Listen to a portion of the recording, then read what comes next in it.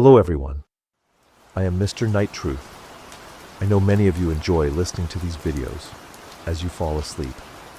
So before you drift off, I'd love for you to leave a comment letting me know where in the world you're tuning in from.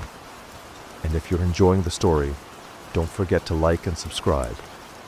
Alright, now let's get comfortable, relax, and let's go down into the story. Story number 1. Everyone remembers the bodies, but what nobody talks about is how they were found facing the wrong way, as if they'd been trying to crawl back up the trail. I should know. I was there. At least I think I was. Or maybe that's just the part I keep telling myself. You ever notice how the forest doesn't feel quiet, even when nothing moves? That's what I remember most, the silence that wasn't really silence. The way the trees seemed to breathe around us. At least that's how it felt that day. I wasn't supposed to be in Shenandoah. Not then. Not with her. Maria always said it was her idea. The hike, the park, all of it. But I remember suggesting it first. Or maybe I only convinced myself of that later, to keep the story straight. Either way, we ended up there together, boots sinking into soft soil, sky narrowing above us like a tunnel of green. We'd been on the main trail for hours when it appeared, a split in the trees, narrow and uneven, like something carved by hands that didn't want to be followed. It wasn't marked on the map. I swear I checked twice, maybe 3 times. Still, Maria tilted her head at it, eyes bright with curiosity. "Shortcut," she said. Or no, wait, did she say trap? I laughed then. Or at least I think I did. My memory smears the moment like wet ink. I told her we should keep going straight, that sticking to the main path was safer. And yet, the next thing I knew, my boots were crunching down that hidden trail, Maria right beside me. So maybe it was me. Maybe I was the one who chose. The deeper we went, the less the world made sense. The air cooled, heavy with the smell of moss and wet stone. Branches arched overhead, thick enough to dim the sunlight. It felt like walking into someone else's lungs, each breath drawn through us instead of by us. Maria seemed unfazed, humming some tune I didn't recognize. It echoed strangely, bouncing off trunks that looked closer than they should have been. Then we saw the first sign.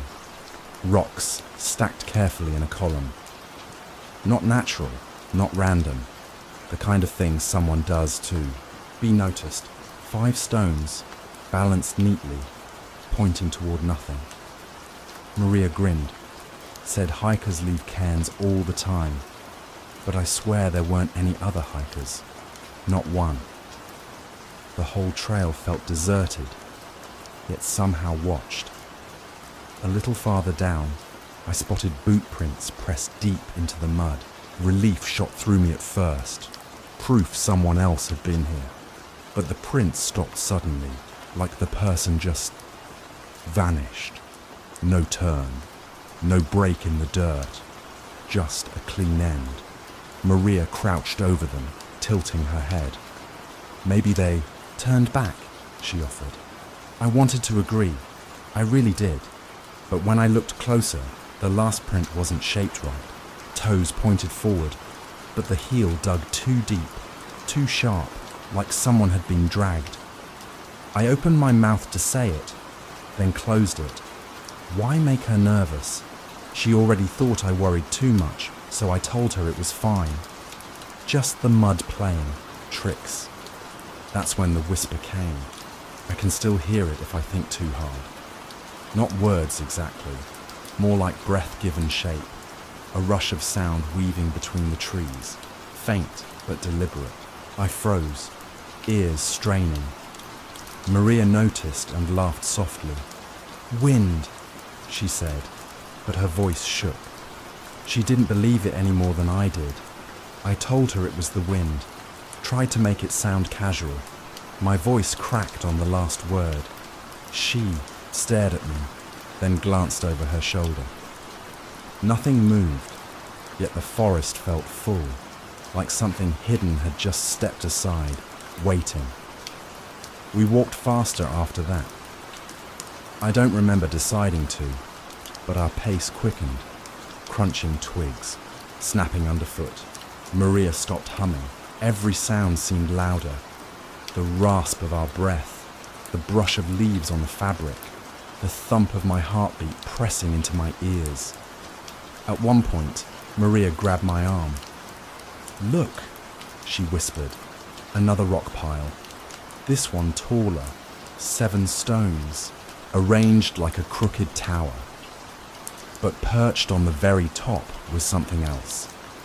A bootlace, frayed and knotted. Old, dirt-caked, but tied with purpose. Like someone wanted us to see it. Maria frowned, shifting uneasily. She whispered, "Maybe this is someone's marker." I wanted to say yes, wanted to nod and keep her calm, but my throat felt dry, words caught like splinters, because the lace wasn't just any lace. I recognized it. I'd seen it dangling from my own boot days earlier before it snapped clean off. I hadn't thought much of it then, tossed it aside somewhere near the trailhead. And yet, here it was. Maria didn't notice me staring too long, didn't notice my hands shaking. She stepped ahead, insisting we keep moving. I followed, silent, but inside my skull, thoughts scraped like nails on glass. We should have turned back. I should have said something. But instead, I let her lead. Or maybe I pushed her forward. I can't tell anymore. The trail wound tighter, trees pressing closer, until it felt like we were being funneled.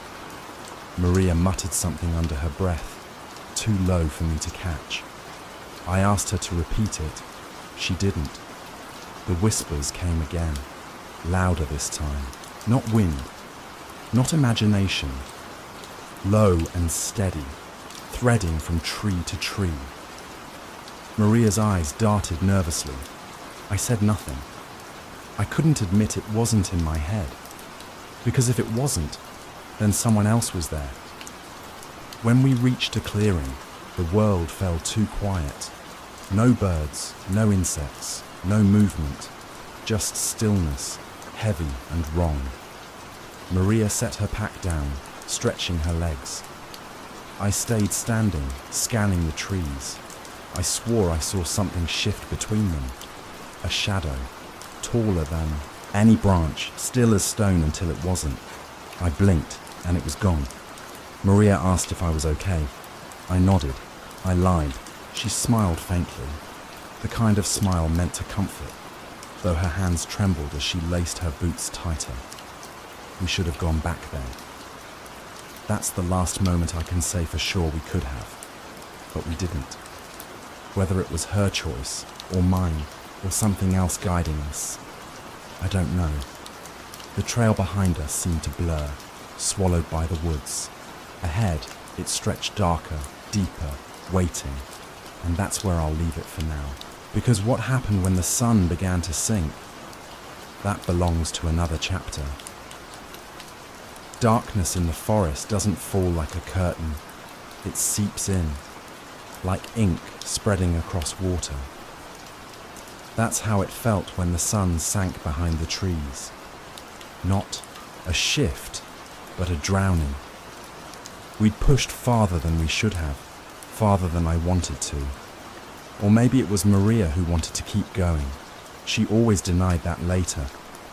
But when the clearing dimmed and shadows stretched long enough to swallow our trail, she dropped her pack and said, "We'll stop here." And I agreed. At least I think I did. The silence was different at night. Thicker. Every breath sounded too loud, too personal. I lit the small fire, though the wood was damp, hissing and spitting smoke instead of flame. Maria sat close, her face orange and flickering, eyes darting toward the tree line like something waited just beyond the glow. That's when I saw the first shape. Tall, narrow, almost human, but too still. A darker shadow inside the dark. I blinked hard, rubbed my eyes. When I looked again, it hadn't moved, not an inch. Branch? Stump? I told myself yes. I told her nothing, but Maria saw my expression. "What is it?" she asked. "Nothing," I said quickly. "Just the trees playing tricks." Her lips pressed thin, like she didn't believe me, like she never did. She leaned closer to the fire, whispering, "We shouldn't have come this way." I wanted to argue, to remind her that she was the one who led us off the main trail. Or maybe that wasn't true. Maybe I'd been the one who pulled us into the woods. The memory shifts every time I touch it. Either way, I told her we were fine. Safe. But I don't think I believed it. The night dragged on, slow and uneven. I tried to distract myself, fiddling with the fire, sipping lukewarm water from my flask. Maria kept glancing into the dark, shoulders tense, jaw tight. Finally she said it, low and shaking. "You told me we'd be safe here." The words hit sharp. I shook my head. "No, I didn't. You're misremembering."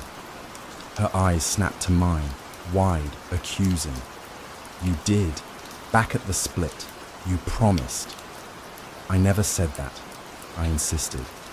"I said the main trail was safer. You wanted this path." Her face crumpled in anger, or maybe fear. It's hard to separate the two in memory. She looked away, hugging her knees, whispering to herself. I told myself she was tired, that's all. But then I heard it. Footsteps. Deliberate. Slow. Circling. Leaves crunching. Measured like someone walking in a wide arc around our camp. My throat tightened. I turned, scanning the tree line. The fire spat and hissed, but gave no light beyond a few feet. "Do you hear that?" I whispered. Maria nodded, trembling. We both froze, listening. The steps faded, replaced by silence heavy enough to crush my chest.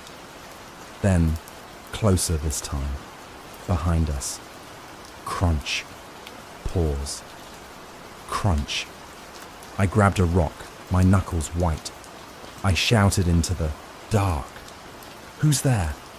No answer. Not even an echo. Just stillness. When I looked back, Maria's face was pale. Her lips parted like she was about to speak, but she didn't. She just shook her head slowly, eyes fixed on something I couldn't see. I told her it was nothing. Animals. Always easier to believe in deer or raccoons than the alternative.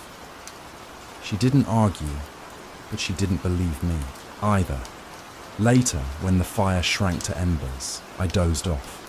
I don't know how long I slept, but when I opened my eyes, Maria was gone. My heart stopped.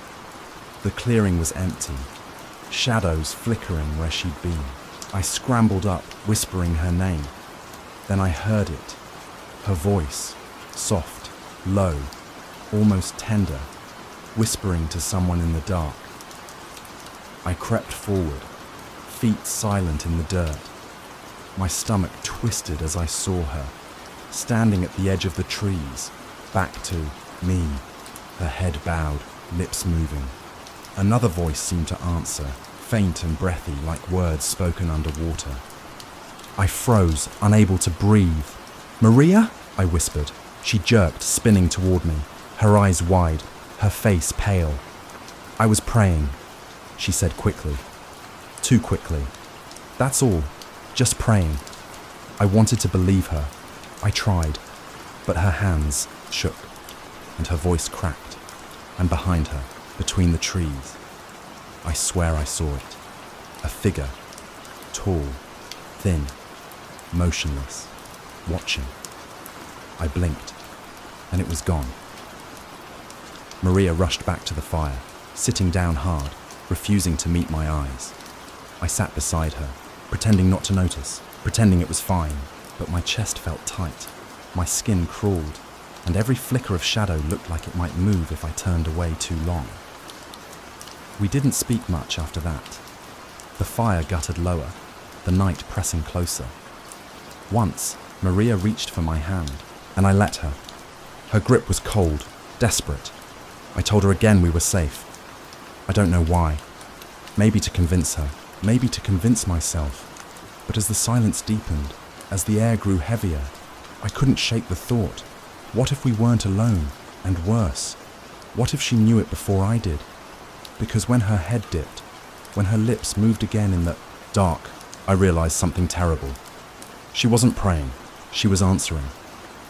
The fire died soon after, plunging us into near blackness. I lay down, but couldn't close my eyes. Not really. I watched the trees, the shifting shadows, every nerve in my body screaming. And that's how I remember the night. Not sleep, not rest, just waiting. Waiting for the next sound, the next step, the next whisper. Because I knew, whether Maria admitted it or not, that something was still out there. And if the figures were waiting for us, then dawn wasn't going to save us. The morning didn't feel like morning. It felt like the forest had simply dimmed the black, replaced it with a grey that clung like ash. When I opened my eyes, I wasn't sure if I'd slept at all, or if I'd just been lying there, waiting. Maria was still beside me, her face pale, her eyes rimmed red. She hadn't slept either. I could tell.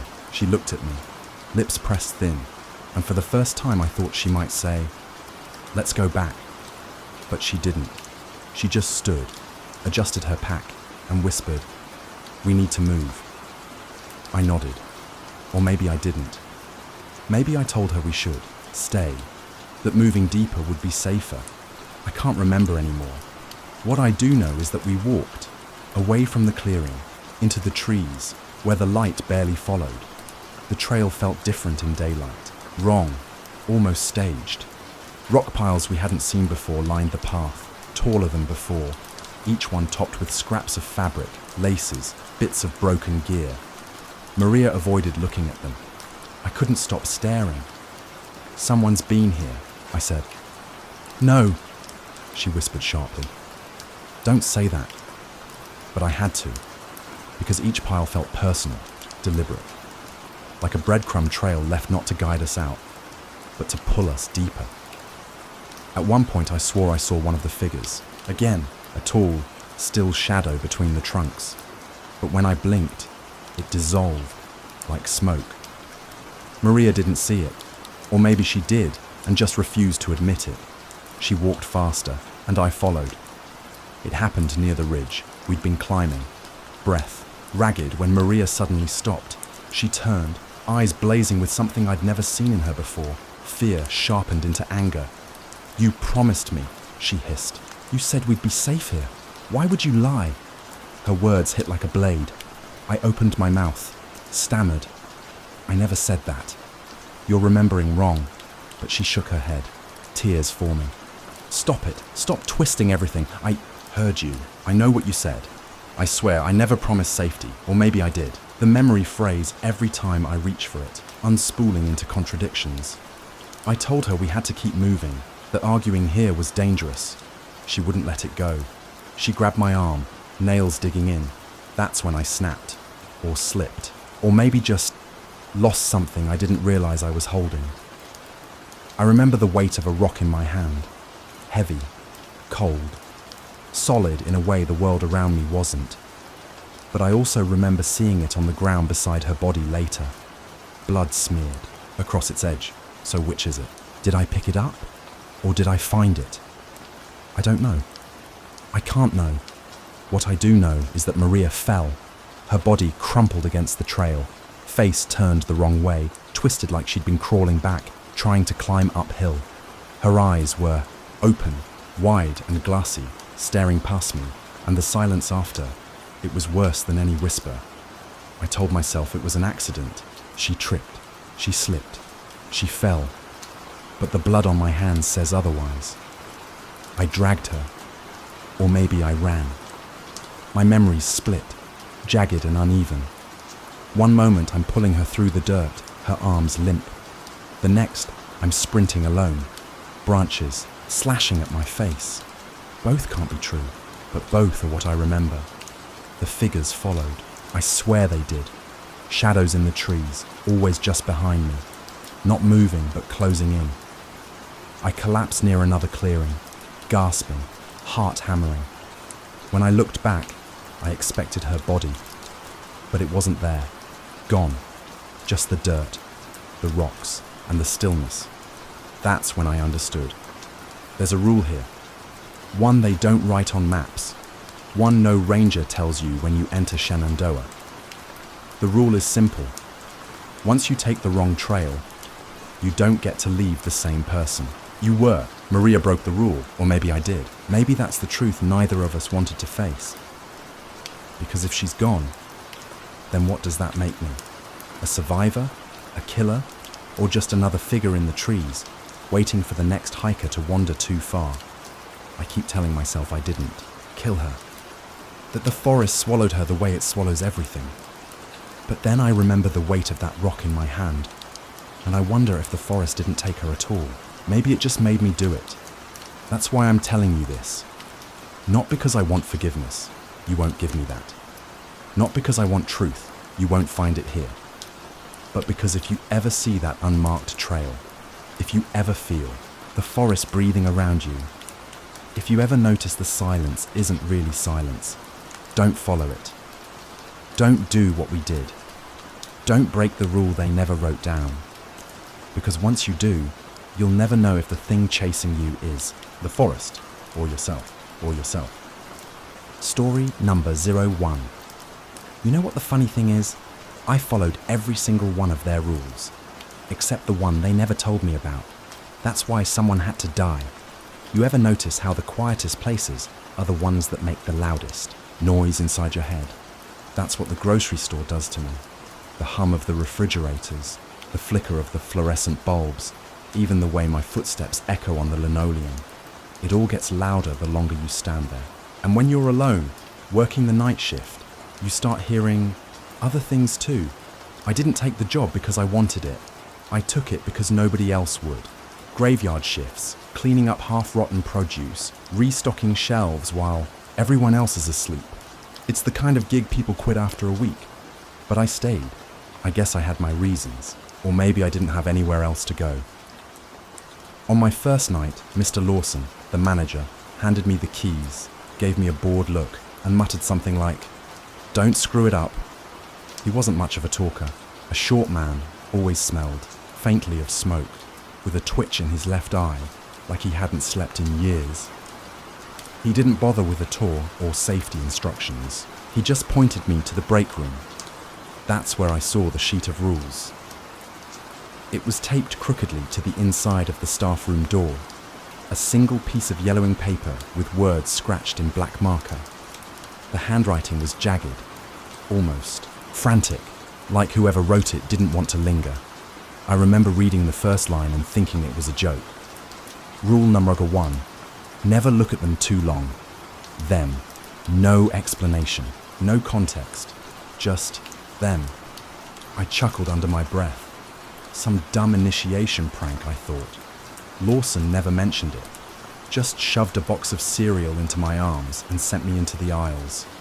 The night dragged on like you'd expect. Empty store, humming lights, the faint whir of the automatic doors that hadn't opened once since my shift began. But somewhere between stocking the canned goods and sweeping up broken glass near the freezer, I felt it, that prickling weight on the back of my neck. Like someone was watching. I told myself it was nothing. Just nerves, exhaustion. But then, I glanced toward aisle 6. There was someone there. At least, it looked like someone. Tall. Too tall. Standing perfectly still, facing the shelves. I couldn't see details, just the outline, like the figure was made of thicker shadow than the rest of the store. My brain scrambled to make sense of it. A customer? A mannequin? But mannequins don't breathe, and I swear I heard this. Faint rasp, steady, like lungs filling and emptying. I stared for maybe a second too long. That's when it moved, not like a person shifting their weight. No, it sort of snapped. 1 second facing the shelves, the next angled just slightly toward me. Not turning fully, but enough that I felt its attention slam into me like a spotlight. My hands went numb. The broom clattered onto the tiles. And then, nothing. The figure was gone. I blinked hard, my chest tight, and when I looked again, aisle 6 was empty. Just rows of soup cans and the faint smell of bleach. I wanted to believe I imagined it. God, I tried convincing myself. But when I turned around, Lawson was there. I hadn't even heard him walk up, but he was standing uncomfortably close, his jaw tight, his eyes darker than usual. And before I could open my mouth, he hissed, "Don't stare. Not at them. Not ever." It wasn't the kind of warning a boss gives an employee. It wasn't, "Don't mess up," or "Don't steal." It was desperate, almost fearful. His voice cracked on the word "ever," like he was begging me more than scolding me. I laughed nervously, tried to brush it off. "Yeah, sure, whatever you say, boss." But he didn't smile, didn't move, just gripped my shoulder so hard I thought his nails would pierce skin, then muttered, "You look at them too long, they'll notice you back." That was all he said before walking away. The rest of the night felt wrong. Every aisle seemed too long, every flicker of the lights too deliberate. I couldn't shake the feeling that whatever I saw, or thought I saw, hadn't really left. It was just waiting, hovering at the edge of my vision. By dawn, when the automatic doors finally slid open for the first early customers, I bolted, told myself it was just nerves, that every new job feels weird at first. But when I got home, the rule sheet kept replaying in my mind. Never look at them too long. And here's the thing, I did look. Not for long, but long enough. That was my first mistake, and it wouldn't be my last. You ever notice how silence isn't really silent? In a grocery store after midnight, it's a living thing. The hum of the freezers, the faint rattle of the air conditioner, the buzzing of the fluorescent bulbs. It all blends into this low, aching drone that seeps into your head. And in between those sounds, you start to hear gaps, empty spaces, whispers you're not sure belong to you. I'd just gotten used to it when the phone rang. It was exactly 12:07 a.m. I remember because I'd been staring at the clock above the customer service desk, counting down the seconds to my break, and then ring, loud, shrill, cutting through the store like a blade. At first, I hesitated. Phones don't usually ring at night. Who would even call? Customers? Suppliers? I thought maybe it was Lawson testing me, making sure I was awake. But then I remembered the list. Rule number 3. Don't answer the phone after midnight. I'd laughed when I first read it. Just another piece of nonsense scribbled on that yellowed paper.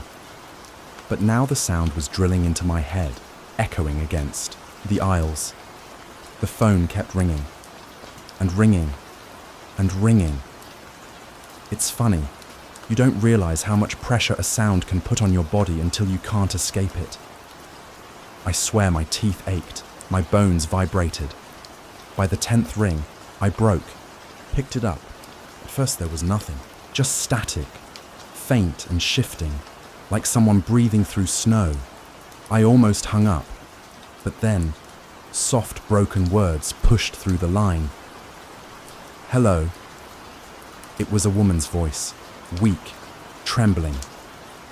My stomach dropped because I recognized it, or at least I thought I did. It sounded like my sister. Only, I never told you I had a sister, did I? Strange how memory works. Sometimes I'm sure she existed. Other times I wonder if I just made her up to explain the guilt gnawing at me. But in that moment, with the receiver pressed to my ear, I swore it was her voice. "Where are you?" I whispered. My throat was dry, words scratching out. The line crackled. I could hear her crying, muffled, like she was trapped somewhere far away. Then between sobs she said, "You shouldn't be there. They'll find you." I froze. My eyes darted around the empty store, but it didn't feel empty anymore. The air felt heavier, pressing against my lungs. "What do you mean?" I asked. She didn't answer. Just static, stretching, swelling, until I thought my eardrums would burst. Then the line cut out with a click. The silence that followed was worse than the ringing. I stood there, clutching the phone like it was a lifeline, staring down the darkened aisles. Nothing moved. Nothing changed. But I could feel it. The shift. Like something had noticed me. Lawson must have seen my face when he shuffled out of the office, because his expression twisted into pure anger. He didn't even need to ask. "You answered it." His voice was low, furious, but underneath, I swear I heard fear. I thought it was my sister," I stammered. That made him pause. His eyes flickered, narrowed. "You don't have a sister." The way he said it, it wasn't a question, it was a fact. And for a split second, I wasn't sure anymore. Did I? The memories don't line up. A birthday cake with 2 sets of candles. A hand grabbing mine on the first day of school. But sometimes when I try to picture her face, all I see is static. "Don't ever pick up again," Lawson snapped, cutting into my thoughts. His hand slammed down on the counter next to me, making me flinch. "You understand? Midnight calls aren't for us." I wanted to ask what he meant, but his eyes had that wild, sleepless gleam, and I knew better than to push. The rest of the shift crawled by. I tried distracting myself with stocking shelves, mopping spills, counting the dented cans in aisle 7. But every sound felt sharper, every shadow deeper. And once, just once, I swear I saw a figure at the far end of the aisle. Tall, still, watching. I didn't look long. I remembered rule number 1, but even in those few seconds, I felt its gaze crawl across my skin, cold and endless. By the time dawn crept through the glass doors, I couldn't tell what scared me more. The figure in the aisle, the voice on the phone, or Lawson's certainty that I was alone in the world. Maybe he's right. Maybe I never had a sister. Maybe the voice was just another trick, another way they worm their way inside your head. Or maybe he's lying. Maybe Lawson's hiding something he doesn't want me to remember. Either way, the phone will ring again. I can feel it, and next time, I'm not sure I'll be able to resist. You ever wake up from a dream and for a few seconds, you're not sure which version of your life is real? That's what working nights here feels like. By the 3rd week, the store stopped, feeling like a job, and started feeling like a place between places. Not quite real, not quite fake. The rules kept me tethered, or maybe they trapped me. I'm still not sure. I followed them as best I could. Didn't stare too long, didn't answer the phone. But there was always that itch, that sense that the rules weren't complete. Like someone had torn half the page away before taping it to the break room door. And then Lawson started acting different. He'd always been strict, tired, chain-smoking through his lectures. But lately, he looked like a man unraveling. His eyes were bloodshot, his voice hoarse, his hands trembling when he counted the till. I caught him muttering once, whispering, under his breath, like he was repeating the rules to himself, over and over, like a prayer. I asked him if he was okay. He just snapped, "Stay out of things you don't understand." That night, I found him in the break room. At first, I thought he was asleep, slumped over the table, head resting on his folded arms. But the smell hit me before the sight did. Copper, sharp and sour. Blood pooled beneath him, dripping slowly from his wrist. I froze. My mind went blank. Part of me wanted to run, to call for help. But the store felt sealed, like no sound could leave its walls. And another part of me, well, another part wasn't surprised. Here's the thing. Lawson always warned me, but never explained. He acted, like he was protecting me, but what if he was just using me? Feeding me scraps of truth while keeping the rest for himself. Maybe he broke the rules first, or maybe I'm the one who broke them. I keep replaying the moment, trying to remember if the knife was already in his hand when I walked in, or if it was in mine. Strange how memory twists when you need it most. I didn't touch him, that's what I tell myself. I didn't move his body, didn't smear the blood. And yet when I looked down, my palms were red, my fingerprints smeared across the break room door. I tried scrubbing them clean in the bathroom sink, but the water came out rusty, thick, staining my skin deeper. And when I looked up into the mirror, for just a second, I swear Lawson was standing behind me, his mouth opening and closing soundlessly, like he was still trying to warn me. That's when I realized the truth. There's a rule they never wrote down, the one Lawson kept to himself. You can follow all the rules they give you, but eventually, you'll find out the most important one isn't written anywhere. Someone always has to pay. I don't know if Lawson paid willingly or if they chose him. Maybe that's the part I'm leaving out. Maybe I chose for him. I can still hear the phone, sometimes ringing faintly even when it's not plugged in. I don't answer anymore. Not because I'm afraid, but because I know what's waiting on the other side of the line. A voice that sounds familiar, begging me to remember, to confess. But why confess something that isn't your fault? Unless it is. The aisles are different now, longer, narrower. The shadows move more freely, slipping between shelves when they think I'm not watching. Sometimes I catch them in the corner of my eye, and I force myself to look away before they notice. But it's harder each night, like they're daring me. And the customers, God, I don't think they're customers anymore. Faces blurred, movements jerky, like mannequins learning to walk. They don't speak, don't blink. They just push carts up and down the aisles, items piling into baskets that vanish when I'm not looking. I think they're watching me, waiting. Lawson's office is locked now, but sometimes I hear noises from inside. Scraping, dragging, the faint click of his lighter. I don't open the door. I already know what I'll find. You want to know the worst part? I still work here. Every night, I clock in. I follow the rules, at least the ones I know. I stock the shelves, sweep the floors, pretend the world outside still matters. But deep down, I know I'm part of it now.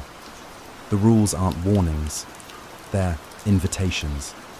Steps in a ritual I can't escape. And the longer I stay, the more I wonder if the job found me, not the other way around. So if you ever find yourself at the edge of town, staring at a flickering grocery store sign past midnight, don't. Go in, don't apply, don't ask questions, don't even stop to look through the glass.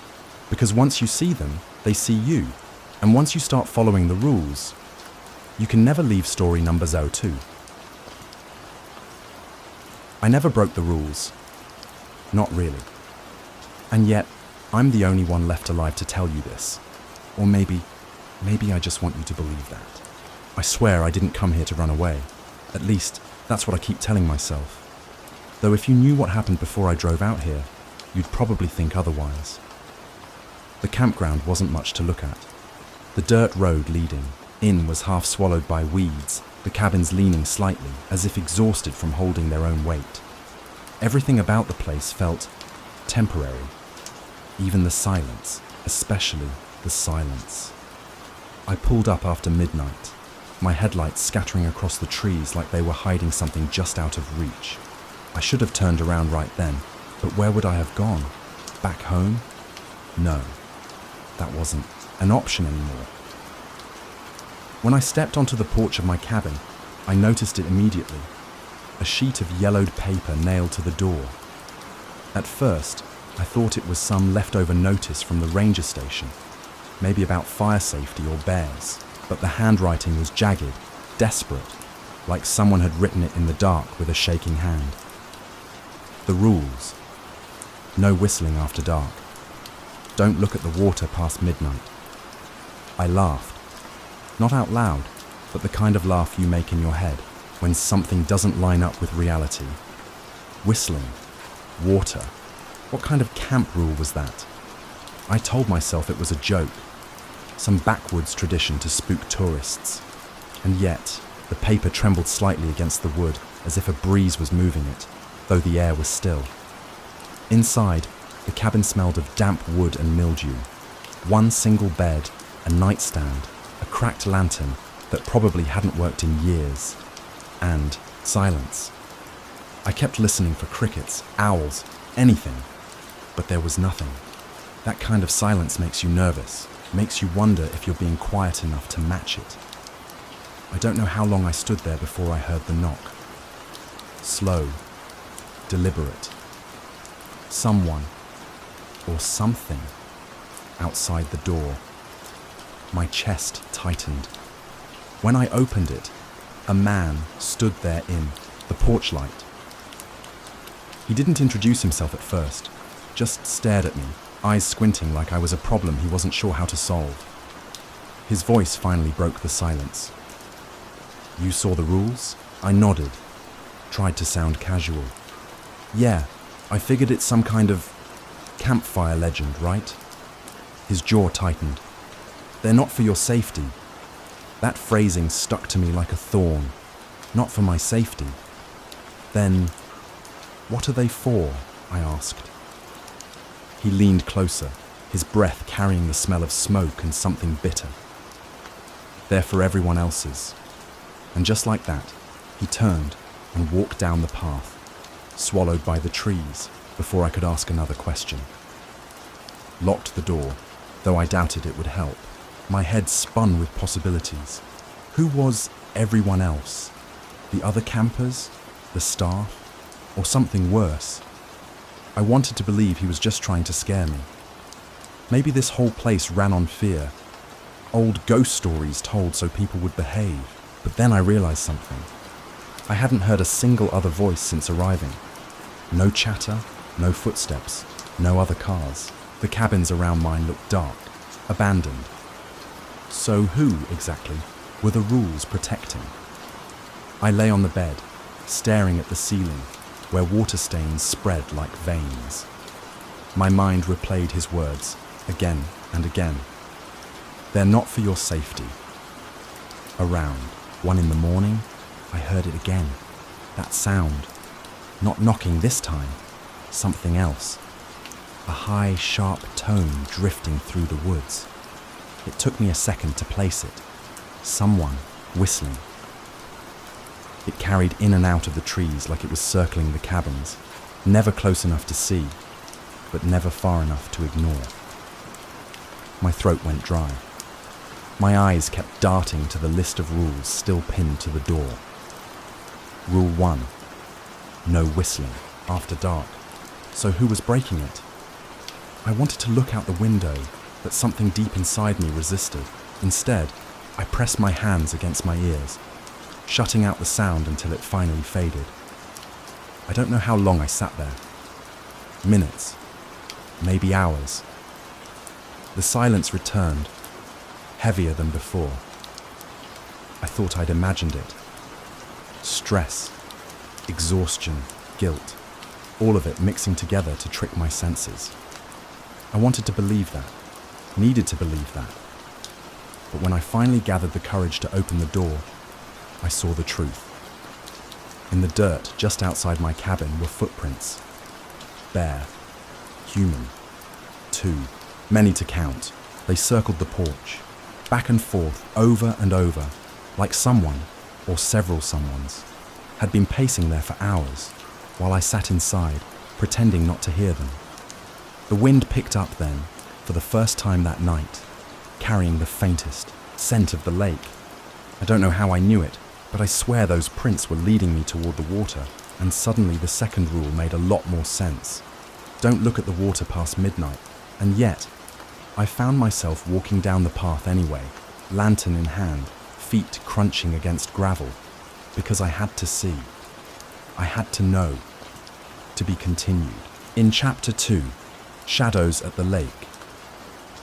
You're probably wondering why I kept walking, why I didn't turn back when I saw the footprints, but the truth is, I don't think I could have stopped. even if I wanted to.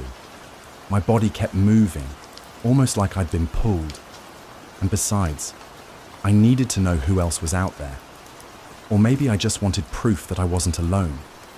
The path down to the water was narrow, bordered by crooked trees that bent over like they were eavesdropping. My lantern flickered, casting shadows that seemed to move just a second too late. Like the trees weren't shadows at all, but something standing beside me. When I reached the shore, the lake was black glass, perfectly still, perfectly wrong. And that was the worst part. It didn't look alive. It looked like a hole, a gap in the world that someone had poured water into just to disguise it. I was about to turn back when I heard someone behind me. "You shouldn't be here," a voice said. I spun around so fast the lantern almost slipped from my hand. There was a figure leaning against a tree.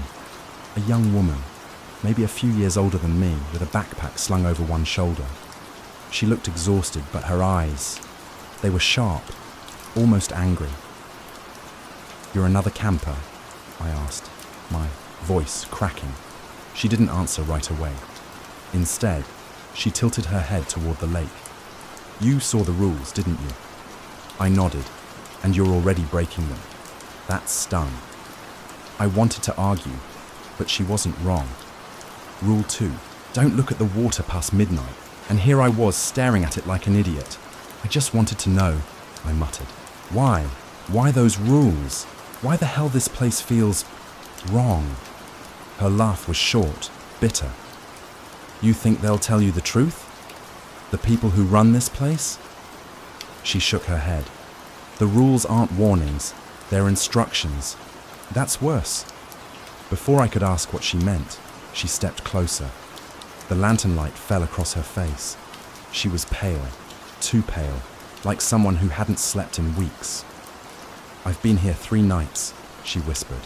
"Every night someone new disappears, and every morning there's another rule added to the list." I felt my stomach drop. "What do you mean, disappears?" Her lips trembled. "Last night it was a kid, maybe 16. He whistled, just once. That's all it took."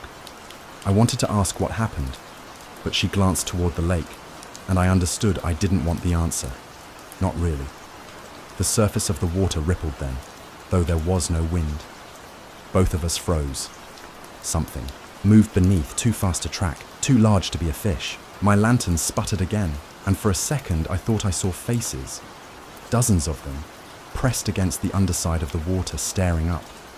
But when the light steadied, there was nothing. Just black glass again. "You saw it too," she said. It wasn't a question. I opened my mouth, closed it, tried again. "Maybe," she narrowed her eyes. "Maybe. Here's where I need to be honest with you, or maybe not. The truth is, I don't remember clearly what I saw, or maybe I don't want to. But I know one thing. When she looked at me, I felt like she knew I was lying. Before I could explain, there was movement in the trees. Footsteps, heavy. The woman grabbed my wrist and pulled me down behind a log. We crouched, holding our breath. The campground manager walked into view, the same man from earlier. His lantern glowed brighter than mine, and in his other hand, he carried something. A rope. No, not rope. Wet, dark, and dragging against the ground. He stopped by the edge of the lake, muttering something under his breath. The words sounded old, broken, like pieces of a prayer. Then he tossed the rope, or whatever it was, into the water. The lake swallowed it without a sound. I felt the woman's grip tighten on my wrist. Her face had gone pale in a way that wasn't natural. "We have to leave," she whispered. "But here's the part that doesn't add up." I didn't feel scared of him. Not then. Not even after what I saw. No, what scared me was her, the way she looked at me, like she knew something I didn't. Like she was already blaming me for what would happen next. The manager turned suddenly, lanterns sweeping across the trees. For one terrible moment, I thought it would catch us. But then the light passed, and he kept walking along the shoreline until he disappeared into the woods. We stayed crouched there for what felt like hours, Finally, she stood. "We need to leave. Now, before the next rule is written." Her words stuck in my chest. I should have gone with her. I know that now. But instead, I hesitated. I told myself it was too dangerous to move in the dark. I told myself we'd be safer waiting until morning. But the real reason is I didn't want her to leave me. Not alone. She must have seen something in my hesitation, because she shook her head. "If you don't come with me, you won't survive." And then she was gone. Just like that. One moment she was there, the next she'd vanished into the trees. I stood alone on the shore, lantern burning low, staring at the water. For a long time, nothing happened. Then slowly, I realized something was missing. The footprints, the ones I'd followed down here. They weren't on the path anymore. They weren't anywhere. It was as if they'd been erased, one by one, until the only tracks left were mine. And that's when I heard it again. That sharp, high sound drifting across the lake.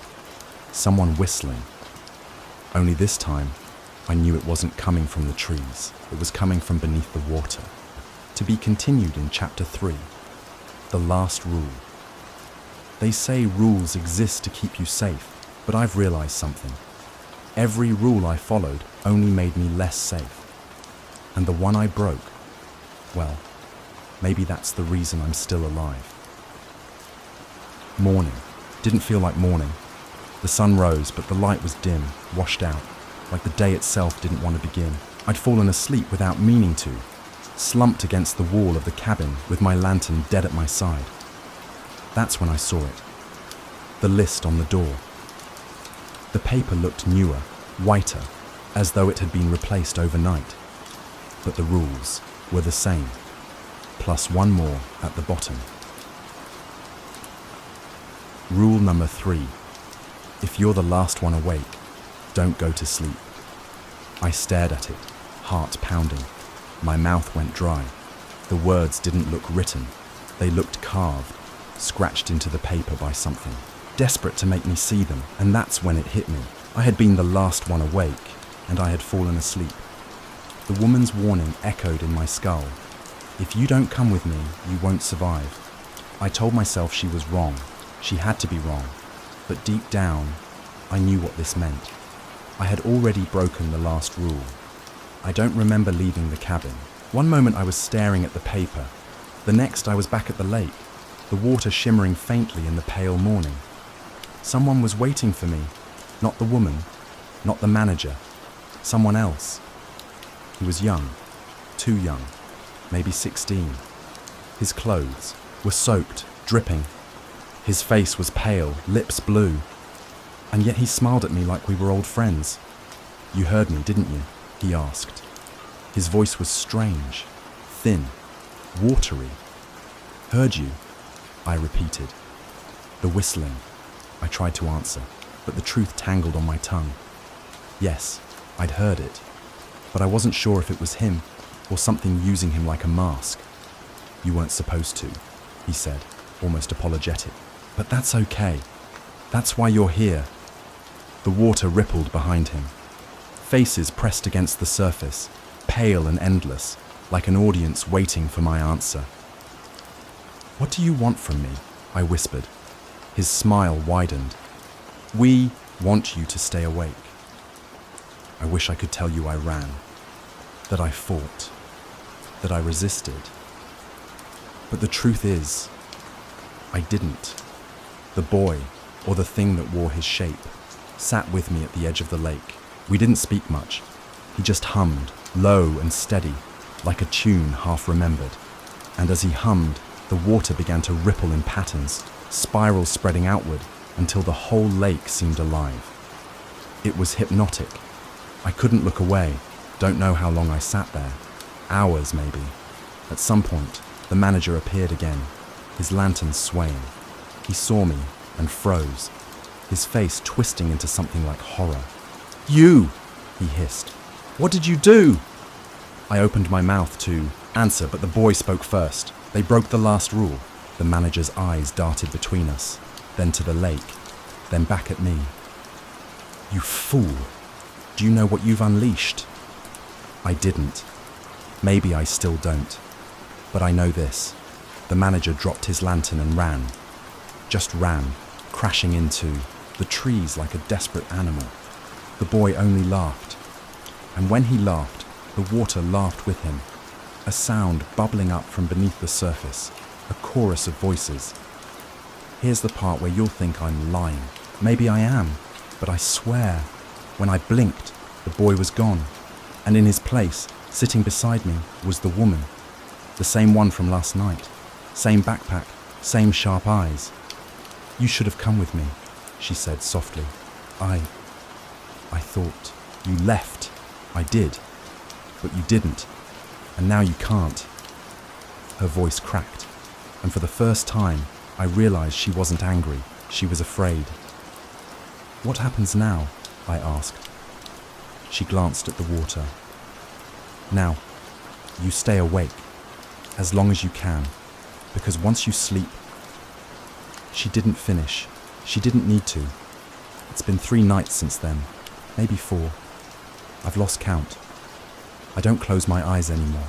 I can't. Every time I blink for too long, I see them, the faces beneath the lake, pressing closer, waiting for me to give in. And here's the worst part. I don't think they want me dead. I think they want me awake, forever, watching, a part of them, but separate. The last witness. Sometimes I hear the whistling again, not from the trees, not from the lake, from inside me. I don't know how much longer I can keep talking. My throat's dry, my head's spinning. But I need you to understand something before I go. Everyone talks about survival like it's a gift, like it's something to be grateful for. But survival isn't winning. Survival is carrying the rules when no one else will. And I carried them. So when you go to sleep tonight, ask yourself this. Are you the last one awake? Because if you are, don't. Please. Don't. Story number 04. The sign on the gas station door said, "No cash after midnight," but it wasn't about robberies. It was about something else. Something that knocks. And if I'm being honest with you, I think I let it in once. I shouldn't be telling you this. Not because it's dangerous, but because I don't think you'll believe me. People rarely do when I tell them about the gas stop on Colorado Highway, the one with the flickering sign and the smell of burnt coffee that never fades. But tonight, for some reason, I feel like I have to talk about it. Maybe it's guilt, or maybe it's because of what I saw last night. The gas stop is easy to miss if you're not looking for it. A cracked neon 7-Eleven sign buzzes over the door, the kind of glow that looks more like a warning than a welcome. The highway stretches endlessly in both directions, a ribbon of asphalt lined with skeletal pines. Trucks rumble by now and then, their headlights carving through the mist.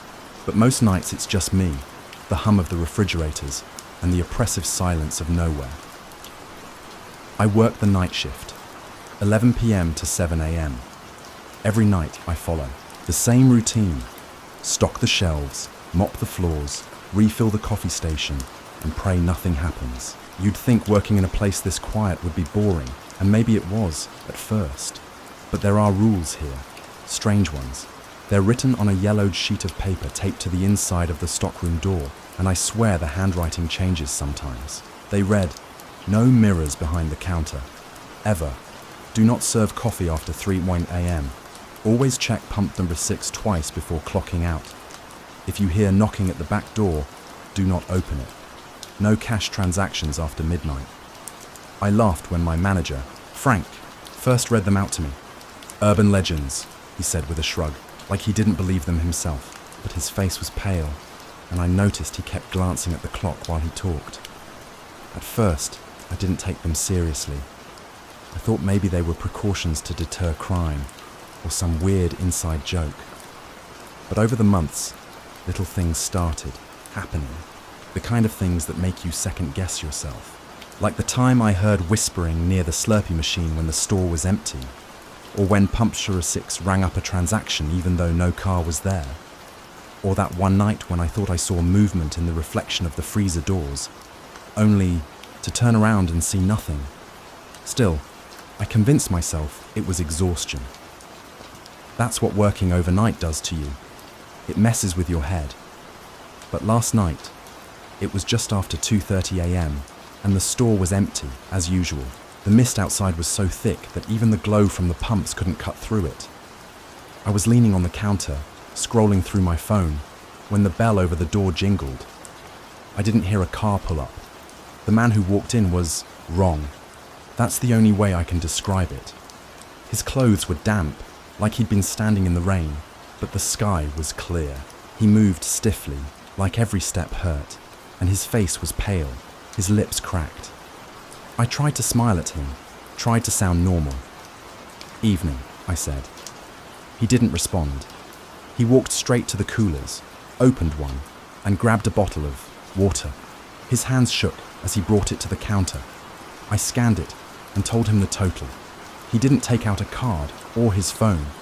He reached into his jacket and pulled out a crumpled $20 bill. "Sorry," I said, forcing a chuckle. "No cash after midnight. Rules." His head tilted slightly, like he didn't understand. I repeated myself, pointing to the sign taped on the counter. He just stared at me, and for a moment, I thought his eyes looked clouded, like cataracts. "You need help, sir?" I asked. He blinked slowly, then placed the 20 on the counter anyway and picked up the water. My stomach knotted. Something about him didn't feel right, and I wasn't sure why I didn't stop him. As he walked out, the bell over the door jingled again. I leaned over the counter to watch him leave, but there was no car outside. The fog swallowed him, and then he was gone. I stood there frozen, clutching the $20 bill, my mind scrambling for logic. Maybe his car was parked out of view. Maybe he'd been hiking along the highway. But there was something else, something I didn't notice until later. The bill wasn't damp, even though his jacket had been soaked. I tossed it into the register anyway, trying to shake it off. Paranoia, I told myself. Just paranoia. But I couldn't stop thinking about his eyes. The rest of the night crawled by. No more customers came in. The fog clung to the windows, so thick I couldn't see the pumps. Around 4 a.m., I decided to step outside and check them, just to be sure. That's when I saw pump number 6. The handle was swinging, slowly, back and forth, like someone had just been there. I scanned the lot. Nothing. My heart pounded as I grabbed the flashlight from behind the counter and stepped outside. The air was freezing, and the mist felt heavy, almost solid against my skin. I walked to pump number 6, shined the light on it. No car, no footprints. Nothing but the pump swaying gently, creaking in the silence. I turned back toward the store, and that's when I saw it. A faint silhouette in the fog, standing by the road. Still, watching. I froze, my breath clouding in the cold air. I tried to call out, but my voice caught in my throat. The figure didn't move, didn't even flinch. And then, just as suddenly, it was gone. The mist swallowed it whole. I backed toward the store, fumbling with my keys, heart racing.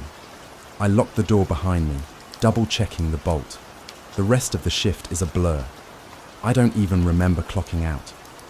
But I know one thing for sure. That man wasn't alive, and tonight I'm working again. I didn't sleep after that shift. I went home, locked my door, and sat in the dark with every light off, replaying the night in my head like a broken tape. I told myself I was tired, that maybe the man wasn't strange at all, that I'd exaggerated everything because of the isolation. That's what happens when you work nights. Your brain warps reality. But deep down, I knew something was wrong. When I showed up for work the next night, Frank was already there. He usually left before I arrived, so seeing him leaning against the counter with a cigarette dangling from his lips made my stomach knot. He looked older, like he hadn't slept in days. "You see anyone hanging around last night?" he asked without looking at me. I froze. What do you mean? Someone was parked out by pump number 6, he said. Car was gone by morning. Cameras are blank. He finally looked at me then, eyes bloodshot. You remember what I told you about the rules? I nodded slowly. He didn't say anything else, just grabbed his jacket and left, the bell over the door chiming as he disappeared into the mist. That night was quieter than usual, too quiet. I busied myself stocking shelves, keeping my back to the windows. I didn't want to see if someone was standing out there again. Every sound made me flinch, the hum of the refrigerators, the crackle of the old intercom, even the ticking of the clock above the register. At 3 a.m., I shut down the coffee machine like always. My hands were shaking. I tried not to look at pump number 6, but every time I glanced outside, I swore I saw movement near it. A shadow, maybe. The mist shifted unnaturally, like it was breathing. That's when I heard it. Knock. Knock. Knock. I froze. The sound came from the back door, 3 soft raps, barely audible over the hum of the store. My breath hitched. My first thought was Frank coming back for something, but no one uses the back entrance. No one ever does. I glanced at the clock. 3:07 a.m. Another knock, louder this time. Every instinct screamed at me to check, but I remembered the rule: if you hear knocking at the back door, do not open it. I stood rooted behind the counter, staring at the stockroom door. The knocking stopped. Silence. I told myself to stay calm, to breathe. Maybe it was the wind, maybe a stray branch. I walked into the stockroom, each step slow, deliberate. The air back there was colder than it should have been, and I could see.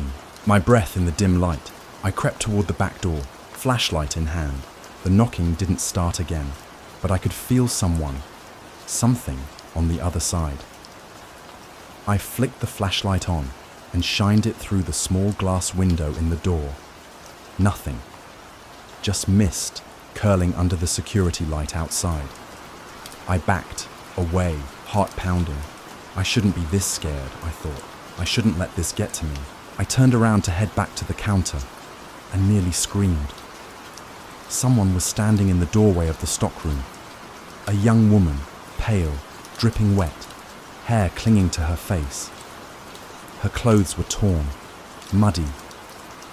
She stared at me with hollow eyes, and I recognized her immediately. Rachel, I whispered. Rachel was my co-worker, the girl who'd worked this shift before me, the one who'd vanished 6 months ago. Frank told me she quit without notice. I didn't believe him. "Help me," she croaked. Her voice was cracked, barely human. She took one step toward me, water pooling beneath her shoes. I stumbled back, fumbling for words. Where have you been?" Her lips trembled. She pointed to the back door. "Outside," she whispered. I don't know why I did it. Maybe it was shock, maybe guilt, maybe something else. But I reached for the lock. The moment my hand touched the handle, she vanished. Just gone. I screamed, stumbling back into a shelf of cleaning supplies. The flashlight clattered to the floor, plunging the stockroom into shadow. I scrambled to grab it, heart pounding so hard it hurt. When I turned the light back toward the door, something was scratching at it. Long, slow, deliberate scratches, like nails dragging over metal. I bolted out of the stockroom, slammed the door, and locked it behind me. I don't remember breathing.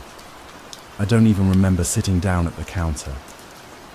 I just remember shaking, gripping the edge of the counter, waiting for daylight. And that's when I saw it. On the counter, right where the man had placed that $20 bill the night before, was a folded note. I hadn't seen anyone come in, hadn't heard the bell over the door, but there it was. With trembling hands, I unfolded it. 3 words, scrawled in black ink. Check Pump 6. I felt my stomach drop. The same 3 words Frank muttered to me when he first hired me. The ones I thought were just another weird rule. But this wasn't his handwriting. It was Rachel's. I recognized the looping RI looked up, and for a moment I could swear I saw her reflection in the freezer door behind me, her hollow eyes staring back at me. I spun around. Nothing. The clock ticked on, and the mist outside grew thicker, pressing against the windows like a living thing. I knew I had to go outside to pump the mother 6, and I knew, somehow, that's exactly what whoever, or whatever, was leaving these messages wanted me to do. But I couldn't sit there. Not after what I'd just seen. I grabbed the flashlight, unlocked the door, and stepped into the mist. The mist was heavier than the night before, thick and suffocating, swallowing the glow of the overhead lights. It clung to my clothes and hair like wet cobwebs, muffling every sound except the thud of my heart. I tightened my grip on the flashlight, scanning the lot. The pumps stood like shadowy sentinels, silent and still, except for pump number 6. The handle was swinging again, slowly, back and forth. I moved closer, my breath puffing in pale clouds. The creak of the handle sounded like a whisper in the fog, beckoning me forward. Every step felt wrong, like I was walking into a trap. My gut screamed to turn back, but my legs wouldn't listen. When I reached the pump, I noticed something new: footprints. Faint, wet impressions leading away from pump number 6 toward the tree line beyond the lot. Bare feet. I crouched to get a better look, the flashlight beam trembling in my hands. The prints stopped abruptly at the edge of the pavement, as if whoever left them had vanished into thin air. "Rachel," I whispered, though I don't know why. My voice felt too loud, swallowed by the fog. A soft noise answered me. Knock, knock, knock. The sound wasn't coming from the store this time. It was coming from inside the pump. I froze, the hair on the back of my neck standing straight. Slowly, I raised the flashlight and shined it at the small glass display of pump number 6. For a split second, I swore I saw a pale face staring back at me from inside the reflection. Rachel's face, lips moving soundlessly. I stumbled back, heart hammering. The mist shifted. That's when I saw it. A figure standing by the road, same as before, perfectly still, watching me. "Who's there?" I shouted, voice cracking. The figure didn't move. I took a step toward it, then stopped. Something about the way it was standing, so straight, so unnatural, sent a chill through me. I raised the flashlight again, but the beam barely cut through the mist. And then, like before, it was gone. I spun around, panicked, and nearly dropped the flashlight when I saw movement near the store. Someone, or something, was standing at the glass doors, peering inside. My blood ran cold. Rachel. She pressed her palm to the glass, her eyes wide and empty. Her lips moved, forming words I couldn't hear. I wanted to run to her, to let her in, but something about her expression froze me in place. She looked afraid, not of me, of something behind me. I turned. There was nothing there, just the fog curling around the pumps. When I looked back at the store, Rachel was gone. The note from earlier flashed through my mind. Check pump 6. My hands trembled as I crouched down and opened the metal hatch at the base of the pump. The smell hit me first. Damp earth, rust, something sour and rotten. I gagged, but forced myself to shine the flashlight inside. The beam illuminated a ladder descending into darkness. That's not possible, I thought. These pumps don't have access tunnels.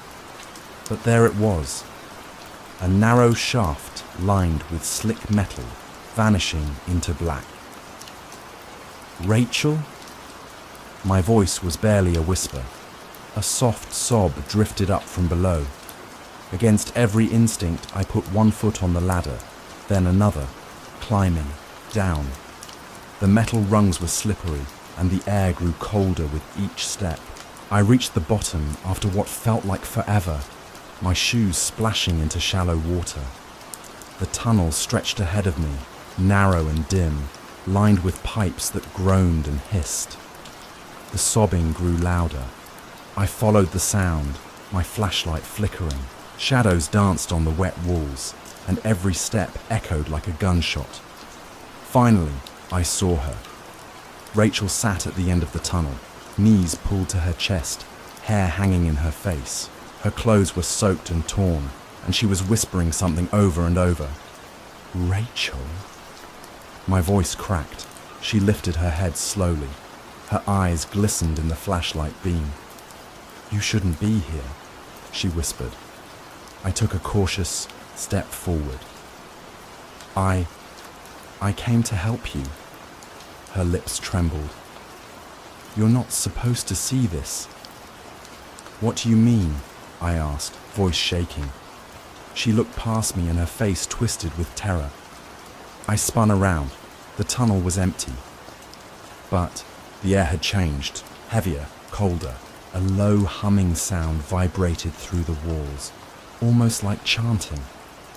When I turned back to Rachel, she was gone.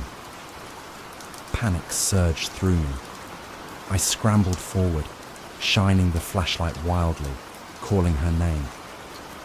The beam landed on something ahead, a small rusted door, half submerged in water. I reached for the handle and hesitated.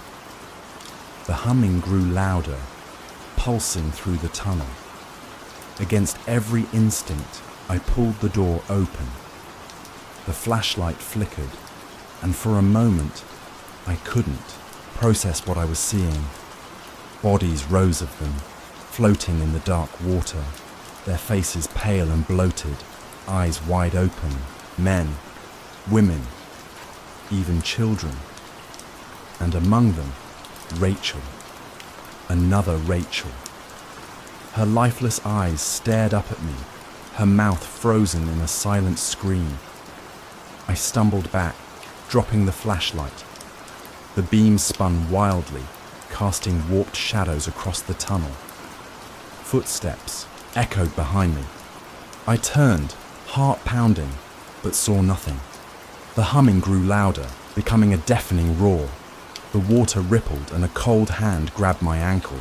I screamed, kicking and scrambling up the ladder as fast as I could, slipping and clawing my way to the top. When I burst out of the pump, gasping for air, the lot was empty, silent. The fog had lifted. I sprinted back into the store, slamming. The door behind me. The lights flickered, and the clock above the counter ticked steadily. Everything looked normal. I checked the cameras, desperate for proof, but every recording from the night was corrupted, blank screens. Frank came in at 7 a.m. and I told him everything. He just stared at me, expression unreadable. Then he said, "You broke the rules." I quit that morning, haven't gone back since, but every night I hear it, knock, knock, knock, on my apartment door. And last night, when I checked my front porch, there was a note taped to my door.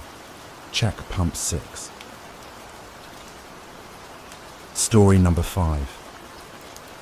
The desert at night doesn't feel empty.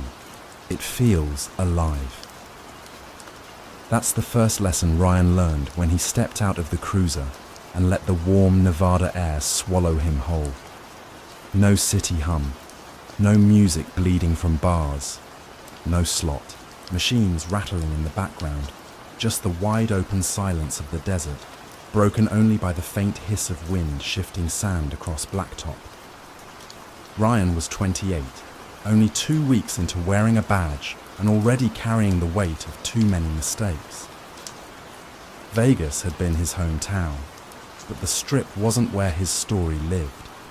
His life had been a series of wrong turns, drinking too much, losing jobs, breaking relationships he thought he could fix. Joining the police force had been his last shot at something resembling redemption.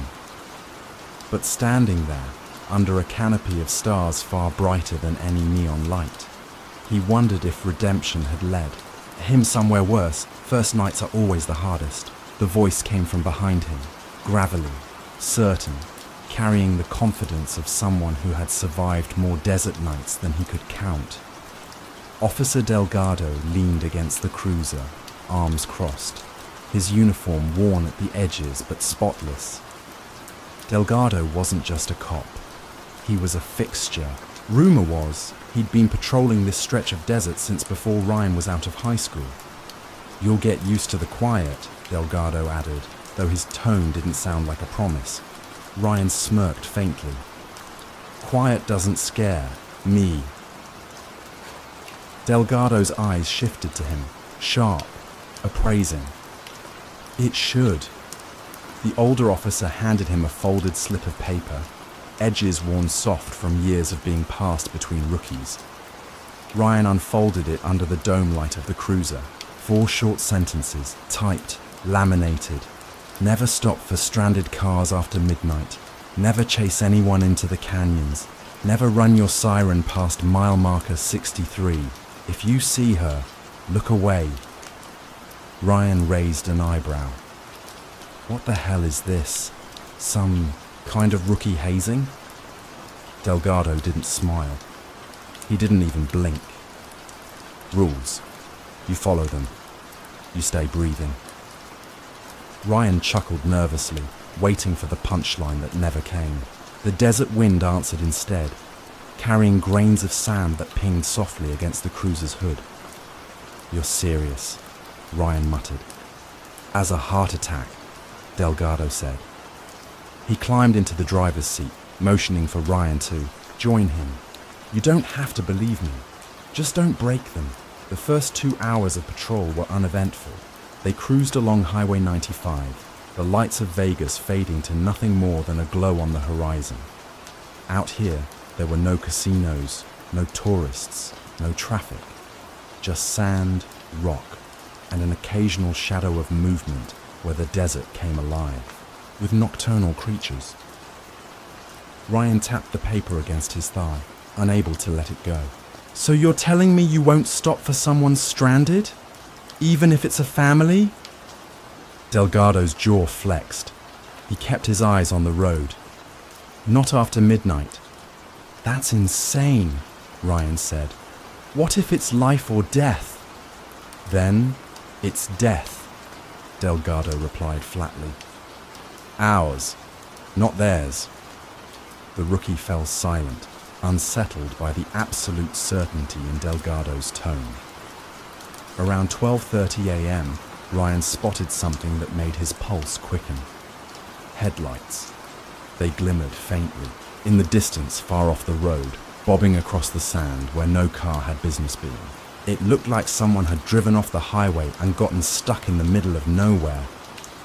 Ryan leaned forward, squinting. "There. You see that?" Delgado's eyes flicked once to the lights, then back to the road.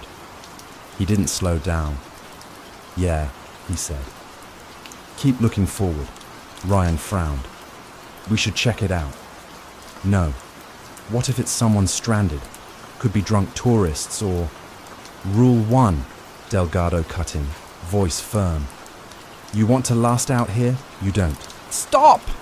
Ryan stared at him, disbelief bubbling into frustration. "So what? We're just supposed to leave them." Delgado's hand tightened on the wheel. "We're supposed to survive. There's a difference." The cruiser rolled on, the glow of the distant headlights shrinking in the side mirror until they vanished into blackness. But Ryan couldn't shake the image. The lights had looked wrong, flickering, almost pulsing like they weren't from a car at all. By 2 a.m., the desert seemed to close in around them. The wind had died, and the air pressed heavy, almost suffocating. Ryan tried to distract himself by asking about the other rules. What happens at mile marker 63? Delgado's eyes stayed fixed ahead. You'll hear something if you run the siren, something you don't want to hear. And the canyon thing, Delgado didn't answer. His silence was louder than words.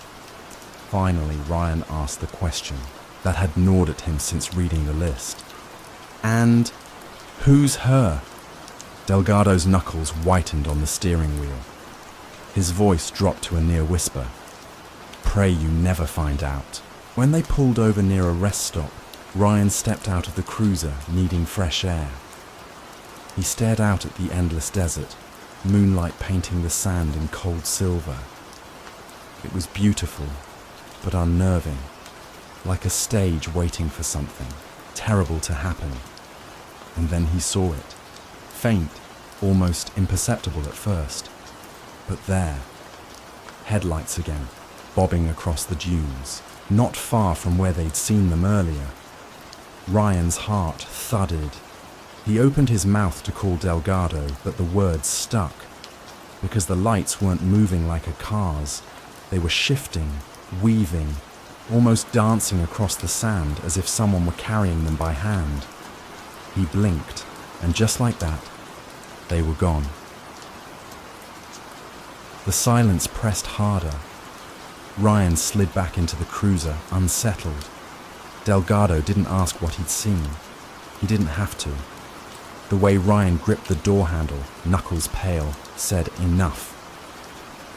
Now you understand, Delgado murmured, starting the engine. Ryan didn't answer. He only kept his eyes locked on the desert, where darkness stretched endless in every direction. And somewhere out there, just beyond sight, the headlights waited. The desert has a way of making you doubt yourself. 1 minute it's empty, endless. The next, it feels like the sand itself is shifting to hide something watching you. Ryan had told himself the lights he'd seen were a trick of fatigue, heat mirage mixed with paranoia. But 3 nights later, when he saw her, there was no explaining it away. It started on a quiet stretch of Highway 95, the kind of night where the radio offered nothing but static and the sky seemed heavy with silence. Delgado was unusually quiet, his gaze fixed on the road, jaw tight. Ryan leaned back in his seat, fighting sleep, when he spotted movement ahead. A lone figure walking along the shoulder, illuminated by the cruiser's high beams. A woman. Her red dress shimmered against the sand, out of place in the barren dark. Slow down, Ryan said, sitting forward. Delgado didn't ease off the gas. Delgado, she's walking out here alone. The older cop's hands tightened around the wheel. Keep driving, Ryan blinked. What? You heard me. Ryan twisted in his seat as the figure drew closer in the headlights. Long black hair spilled down her back, her arms hanging loose at her sides. She looked fragile, swaying with each step, like she'd been walking for miles. The cruiser passed her in seconds, the glow of the taillights washing her in crimson. Ryan turned sharply, staring through the rear window. The woman raised her head. For the briefest moment, their eyes locked. Her face was pale, hollow-eyed, and too still, like porcelain cracked under the moonlight. Jesus, Ryan muttered. We're not stopping. She could be in trouble. Delgado's voice was cold, absolute. Rule 4, if you see her, look away. Ryan spun back, incredulous.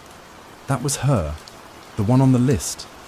Delgado's silence was the only answer, but Ryan couldn't let it go.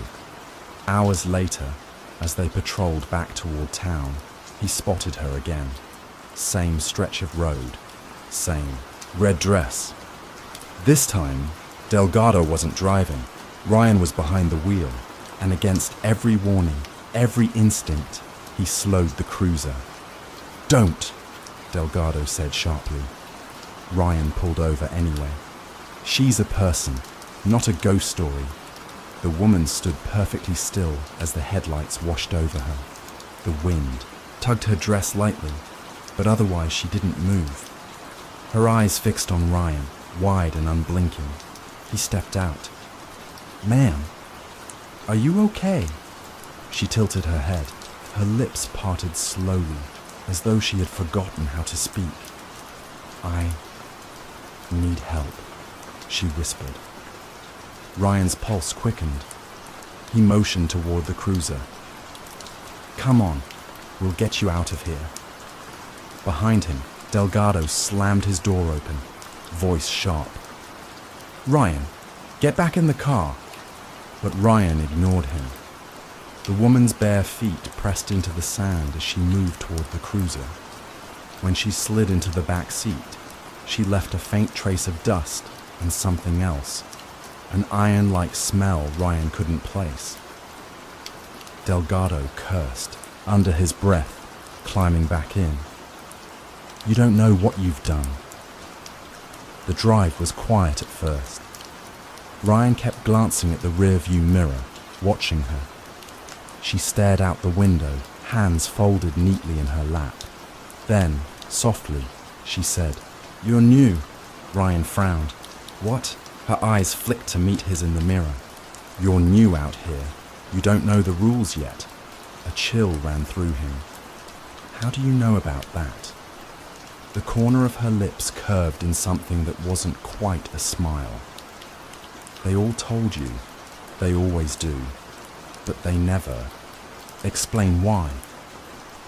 Delgado's hand slammed against the dash. "Enough. Stop talking to her." The woman didn't flinch. She leaned forward slightly, her voice lowering. "You don't belong with them, Ryan. You're not like the others. You still want to save people." Ryan's throat went dry. She said his name like she'd known it forever. "How do you know me?" She tilted her head again, the same strange gesture from the roadside. "You're already part of this. Just like the ones before." Ryan's knuckles tightened around the steering wheel. The hair on the back of his neck rose, and then she was gone. He blinked at the mirror. The seat was empty. No sound of a door opening. No trace she'd ever been there, except for a red scarf left crumpled against the leather. The smell of iron lingered. Ryan pulled the car to the shoulder, heart pounding. Where the hell did she go? Delgado didn't answer right away. He only stared straight ahead, jaw clenched, as if fighting something inside himself. Finally, he said, "She was never there." Ryan turned furious. "Don't play that game." "With me, I saw her. She talked to me. She knew my name." Delgado's eyes snapped to his, hard and cold. "You don't see her. You don't talk to her. And you sure as hell don't let her into the car." "Why?" Ryan demanded. Delgado's voice broke into a near growl. "Because that's how they get you." The rest of the shift passed in silence, the scarf sitting like a bloodstain on the back seat. Ryan didn't touch it, though he kept glancing at it, as if expecting it to move. When they reached the precinct at dawn, Delgado stopped him outside the cruiser. His voice was low, threatening. "If you want to keep breathing, forget tonight. Forget her. Understand?" Ryan's jaw worked, but he said nothing. He only nodded stiffly, because he knew Delgado wouldn't give him more. But as the sun rose over the desert, painting the sand in gold, Ryan's resolve hardened. Delgado was hiding something. The department was hiding something. And whatever the woman in red was, ghost, victim, or something worse, she wasn't done with him yet, because when he looked back at the car, the scarf was gone. Some rules are meant to guide you, others are meant to trap you. Ryan realized too, late, that in the desert, the difference could mean your life. 3 days after the encounter with the woman in red, he couldn't sleep. Every time he closed his eyes, he saw her face, pale, hollow, and knowing. He told himself it was exhaustion or desert madness, but deep down, he knew better. The scarf had disappeared from the cruiser, yet at night, he swore he heard the sound of fabric dragging across his apartment floor, and then came the call, a voice on the radio, faint at first, cutting through static. Unit 12, need assistance. Canyon Road, please. Ryan sat up, adrenaline surging. No identifiers, no unit number, just the kind of vague distress call every cop was trained to chase. But Delgado's warning echoed in his skull. Rule number 3, never answer the calls after midnight. He sat in silence, breathing hard, staring at the radio. The voice came again, weaker this time. Please, help me. They took him. Ryan grabbed his keys. The desert at night was a hollow graveyard. His headlights carved tunnels of light through the sand as he drove toward the canyons, past the exact stretch where he'd first seen her. The radio crackled again. This time, it wasn't a stranger's voice. It was hers. Ryan. You came. His blood ran cold. He slammed the brakes, skidding in the dirt. The voice was clear, intimate, whispering directly into his ear, even though the radio light was dead. He wanted to turn back. Every instinct screamed at him. But something stronger kept pulling him forward. Curiosity, duty, maybe even guilt. Because what if there really was someone out there? What if the rules were just a smokescreen and behind them was the truth? He kept driving. The canyon road narrowed, sheer cliffs rising on both sides, shadows deep and jagged under the moon. He killed the engine, stepping out into silence. That's when he saw it, light flickering in the distance. A lantern, swaying gently, deeper inside the canyon. Ryan unclipped his holster and moved forward. Each step echoed against the rocks, the weight of the desert pressing in on him. Then came the sound. Footsteps, not his own. Delgado, he called, voice low. No answer. The lantern light bobbed once, then went still. Ryan swallowed, moving closer. Who's there? And then he heard her, the woman's voice, soft and familiar. You shouldn't have come alone. His flashlight beam swept across the rocks and landed on her. She stood just ahead, still in that red dress, but now her eyes gleamed too brightly, like glass catching moonlight. Her bare feet left no prints in the sand. Ryan raised his weapon instinctively. What are you? Her lips curved, not into a smile, but something colder. The same thing you are. Lost. He shook his head. You're not real. She stepped closer, the lantern glow flaring around her face. I'm as real as the rules, and you broke them one by one. Ryan's throat went dry. Why? Why make the rules at all? Her voice lowered to a whisper that seemed to crawl beneath his skin. To keep you from finding me. The ground trembled under his feet. Behind her, shadows seemed to peel off, the canyon walls stretching into figures, half-formed shapes of men in uniform, faces blurred, badges gleaming faintly. Ryan staggered back, his heart slammed against his ribs. Who are they? He choked out. Her eyes flicked toward the figures. The others, the ones who thought they could bend the rules.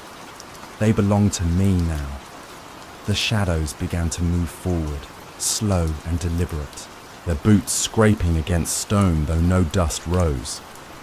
Ryan aimed his gun, but his hands shook violently. "Stay back!" The woman in red tilted her head, the same eerie gesture she'd given him on the roadside. "You can't fight rules, Ryan. You can only obey or disappear." The shadows surged. Gunfire cracked through the canyon, each shot exploding against stone, echoing like thunder, but the figures didn't fall. They didn't even flinch.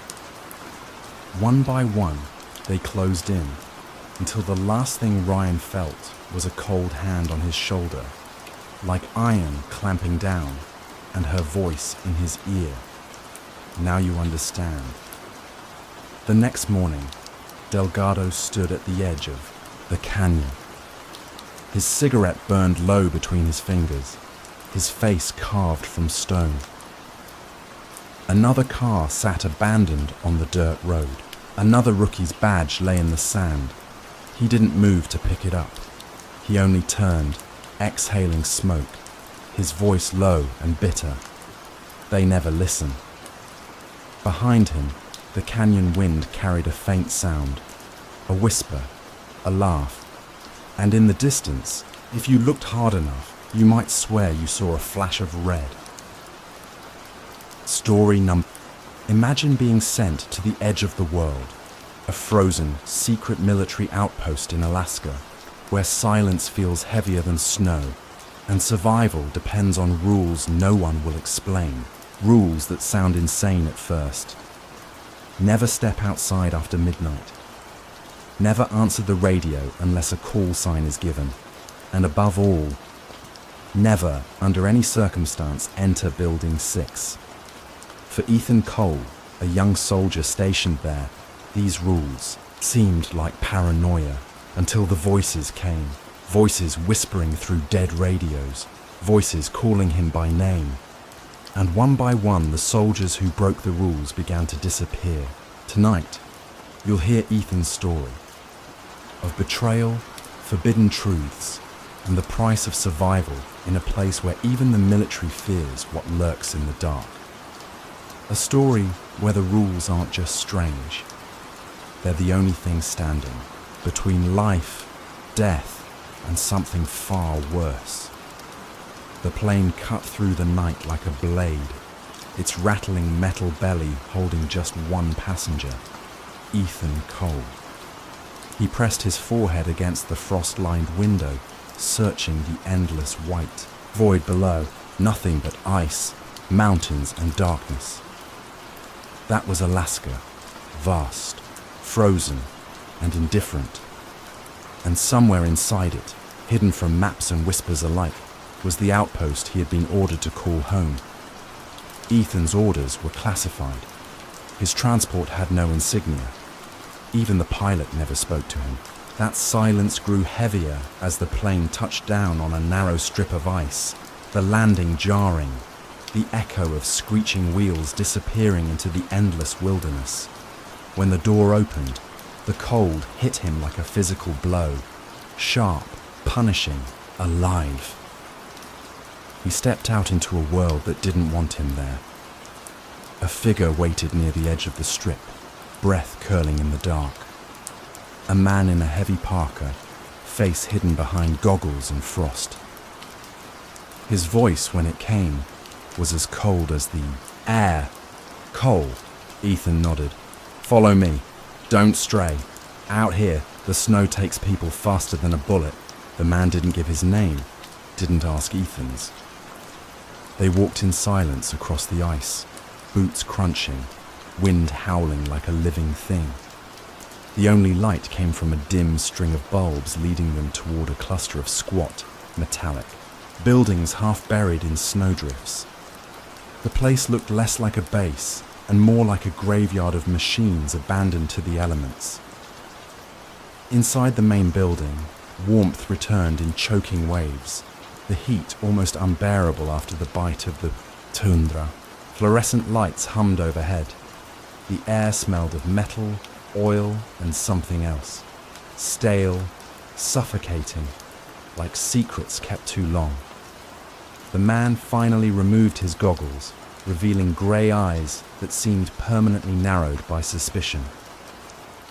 "Rules," he said flatly, handing Ethan a folded slip of paper. "Memorize them. Live by them, or you won't last a week here." Ethan unfolded the paper, brow furrowing as he read. Rule number 1, never go outside after midnight. Rule number 2, do not answer the radio unless a proper call sign is used. Rule number 3, never enter building 6. He looked up, half expecting the man to smirk, to admit it was some hazing ritual. Instead, the man's expression stayed dead, hollow, unflinching. "You're serious?" Ethan asked. The man's voice was iron. "Dead serious. People who break the rules don't come back. Or worse, they come back wrong." Before Ethan could press further, the man turned and walked away, leaving him standing in the corridor with the paper trembling between his fingers. His quarters were small, a metal bunk, a desk, and a locker that rattled whenever the wind howled against the outer walls. He set his bag down, rubbed his hands over his face, and tried to laugh off the warning. Rules like these belonged in ghost stories, not a US military installation. Midnight curfews, haunted radios, forbidden buildings. It all sounded absurd. But that night, sleep refused to come. The outpost groaned around him, as though the ice itself pressed against the walls. Pipes hissed. The wind shrieked in unnatural tones, almost human, almost words.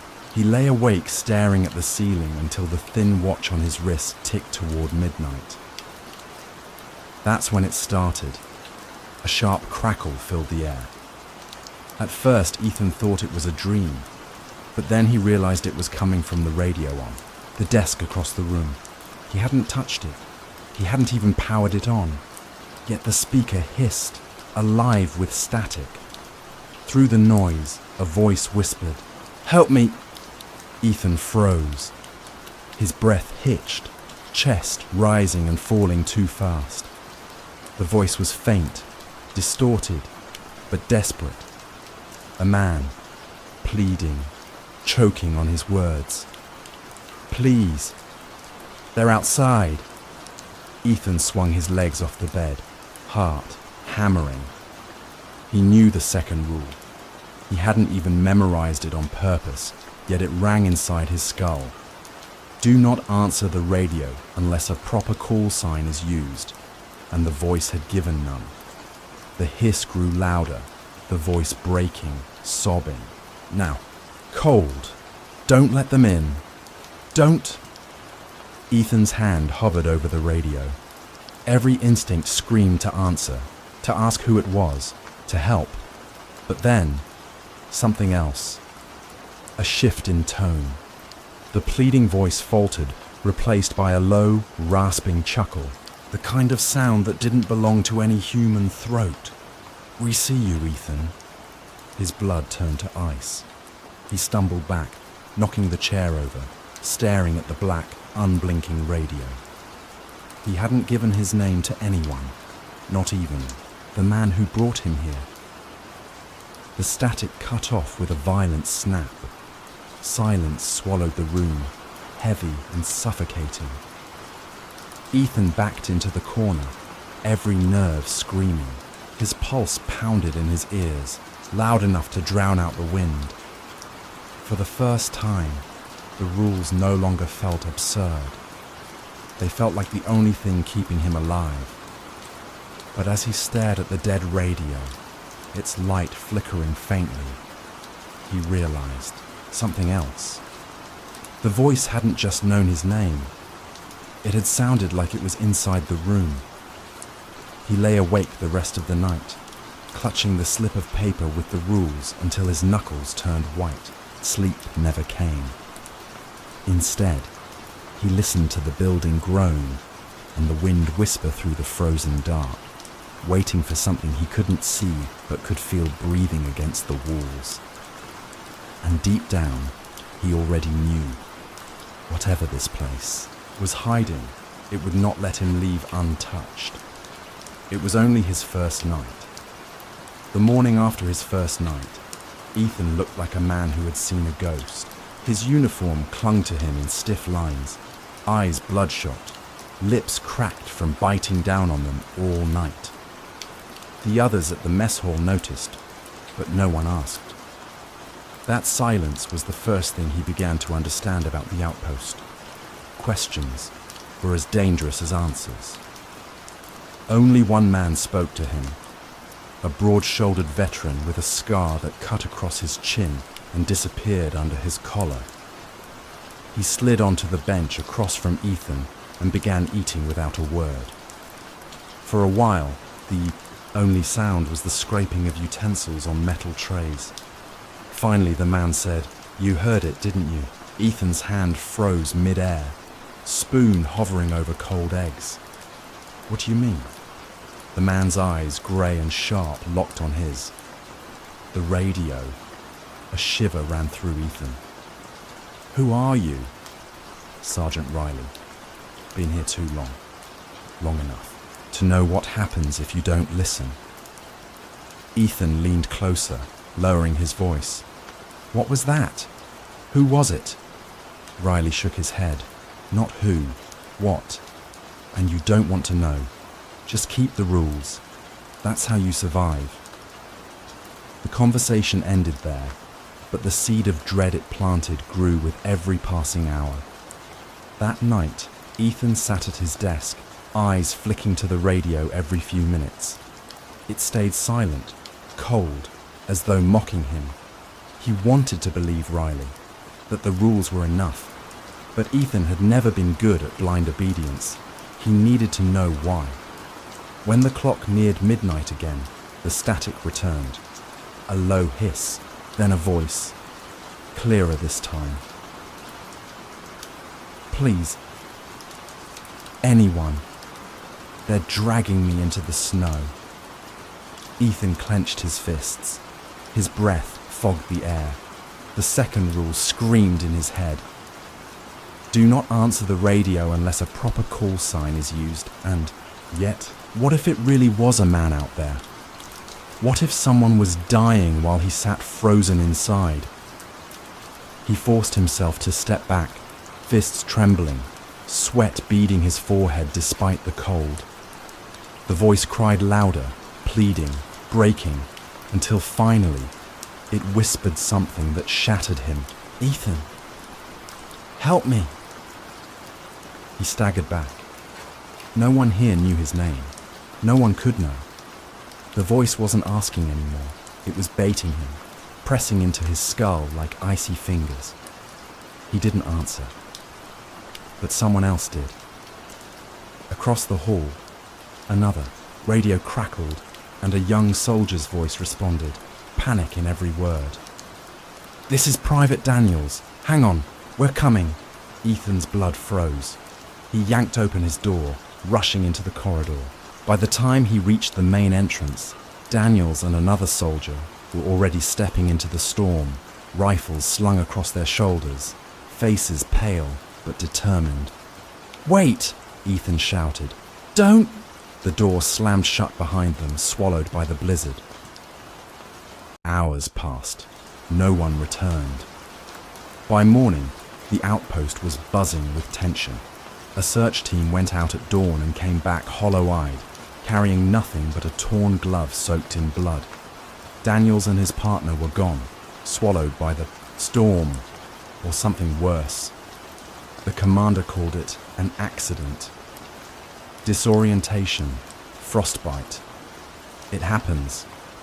His voice was clipped, rehearsed, like a man reciting lines he didn't believe. Ethan sat silently, bile burning his throat. The others didn't argue, they just lowered their heads, clung tighter to the rules, as if words on paper could save them. Only Riley caught Ethan's eye across the mess hall, jaw tight, warning etched in his expression. After the room cleared, Riley cornered him. "You, see what happens when you break the rule." "They thought someone needed help," Ethan whispered. "They always think that. That's the trick. That's how it gets you." Riley's voice cracked, just for a second, as Thauto stays still, clutching the rules, whispering them like a prayer. Then, silence. The voice cut out. Ethan's chest heaved. Relief washed through him, but it didn't last, because from somewhere deep in the outpost, faint but unmistakable, came the sound of a door slamming open, then boots crunching in snow. Someone else had broken the rule. Again. By dawn, another bunk was empty. The commander repeated his cold explanation. The soldiers lowered their heads, and Ethan realized something that churned his stomach. This wasn't the first time. It wouldn't be the last. The rules weren't warnings. They were traps disguised as survival. Every night, the thing outside the wire reached in, testing, whispering, waiting for one of them to slip, and sooner or later they always did. Ethan wasn't sure what terrified him more, the presence in the storm, or the knowledge that the people in charge already knew. As he stared at Building 6 through the icy window, half buried in snow and locked with rusted chains, a thought clawed into his mind. If answers existed anywhere, they were in there, and Ethan wasn't sure how much longer he could resist breaking the final rule. Ethan could no longer ignore it. Every night, the whispers clawed at him, dragging soldiers one by one into the storm. Every day, the commander lied through his teeth, stamping accidents on the reports as if words could erase screams. And through it all, Building 6 loomed at the far edge of the compound, half buried in snow, its doors locked with rusted chains, its windows covered in sheets of steel. The rules said never to enter, but rules here were nothing more than shackles, binding men until something outside tore them away. Ethan had lost patience. He needed answers, even if they killed him. That night, when the compound fell into its uneasy silence, he slipped from his bunk. The corridor lights flickered, buzzing, faintly, as if even the electricity resisted being awake at this hour.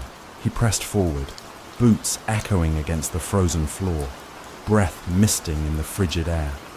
Through the main doors and across the yard he moved, the storm biting into his skin.